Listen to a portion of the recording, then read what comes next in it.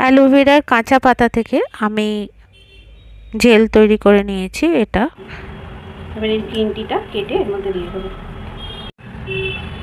Green টিটা এর মধ্যে দিয়ে দিলাম। আর দেবো একটু গোলাপ জল। এই গোলাপ জলটা দেবো এর মধ্যে, একটু অল্প করে দেবো। এবারে মিক্সিতে মিক্স করে নেবো। মিক্স করার পর এরকম ফোমের মতন হয়ে যাবে। এবার এই মিক্সারটা আমি একটা শুকনো টাইট কন্টেনারের মধ্যে রেখে দেওয়ার জন্য। ফ্রিজের মধ্যে এই জেলটা আমি উল্টো করে দিলাম, কারণ এটা নিচের দিকে চলে আসলে বরফ হিসেবে ইউজ করতে সুবিধা হবে। এবার আমি এর মধ্যে মিশিয়ে দেবো ডিমের কুসুম। আমার চুলের জন্য যতটা দরকার ততটা আমি হেয়ার মাস্কটা বানাবো। এটা হয়ে গেছে, এটা আমি চুলে লাগিয়ে নেবো। জন্মদিনে যাব, তাই একটুখানি হেয়ার মাস্ক, চুলের অবস্থা খুবই খারাপ হয়েছে।